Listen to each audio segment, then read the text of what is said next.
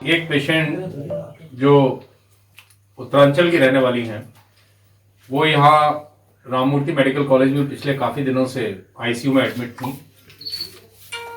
वो जो रेफर की गई जब 2 दिन पहले, तो कल ऋषिकेश एम्स से उनके कोरोना पॉजिटिव होने की पुष्टि हुई।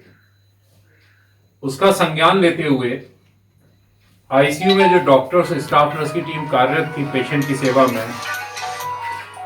उनके चूंकि बहुत बड़ा नंबर था तो उनका पूल सैंपलिंग सिस्टम किया गया। उसमें 15 पूल बनाया गया और एक पूल में लगभग 6 लोग थे।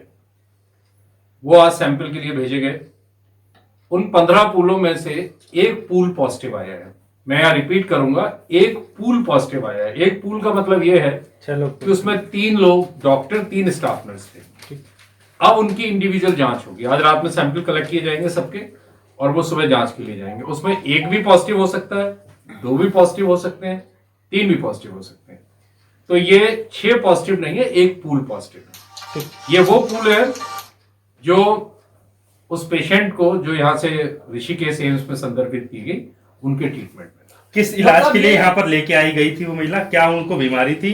दूसरा, जो वजीर अहमद जिनकी डेथ हुई है, क्या उनसे रिलेटेड भी कोई पेशेंट पॉजिटिव आया? देखिए, ये पेशेंट आई थी, पोस्ट ऑपरेटिव थी, जो यहाँ लाई गई थी। तो इनका उससे रिलेटेड आईसीयू में ट्रीटमेंट चल रहा था। लेकिन बाद में जब ये ऋषिकेश एम्स में रेफर की गई, वहाँ एक सस्पिशन हुआ इनकी रेस्पिरेटरी ट्रबल को देखते हुए, तो पूल टेस्टिंग की हम लोगों के दिमाग में आई कि एहतियातन अपने डॉक्टर्स को, to be on the safer side, we should go for some pool testing, and that's why we made 15 pools of 6 each and 1 pool has come. As far as the other question you asked, वजीर Ahmad patient जो आज morning में जिसकी death हुई है 3:42 में, उनके कुछ क्लोज रिलेटिव के ब्रदर और मदर, वो उनका सैंपल लिया गया था। वो सैंपल आज प्राइमरीली, मैं यहाँ रिपीट कर रहा हूं, प्रारंभिक जांच में वो पॉजिटिव है। लेकिन इसका मतलब ये नहीं कि वो कंफर्म हो गया। उसकी कंफर्मेटरी रिपोर्ट कल आएगी। आप लोगों को मैं ये इसलिए बताना चाह रहा हूं जिससे कि कोई संशय की स्थिति ना रहे, क्योंकि वो जो आदमी है वो एक हॉस्पिटल में रिसेप्शन का काम करता है, रिसेप्शनिस्ट का काम करता है।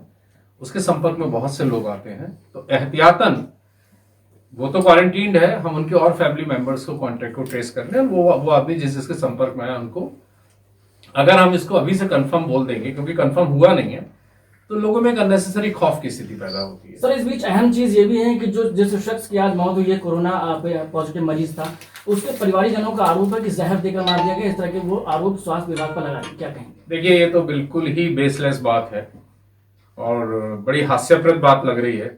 आज तक कभी ऐसा हुआ नहीं है। कोई डिजीज कास्ट, क्रीड, रिलीजन को देख के नहीं होती है। वो ट्रिपल एंटीजन में पॉजिटिव था, स्ट्रांगली पॉजिटिव था, और ये आरोप लगाना है, ये सिर्फ एक सिंपैथी गेन करने का माध्यम हो सकता है, अटेंशन गेन करने का माध्यम हो सकता है, या इसके पीछे और कोई हिडन एजेंडा हो सकता है, और इसके अतिरिक्त इसमें और कोई सच्चाई। परिवार का ये भी कहना है कि पोस्टमार्टम नहीं कराई गई, तो जो तमाम चीजें थी इस मौत के पीछे की, वो वजहें नहीं आ पाई। ऐसा देखिए, इसमें आप लोग भी स्वयं बुद्धिजीवी हैं और समाज के बहुत अग्रज प्रहरी हैं। पोस्टमार्टम का कोई इंडिकेशन नहीं है, क्योंकि ये एक सिस्टमिक डिजीज थी।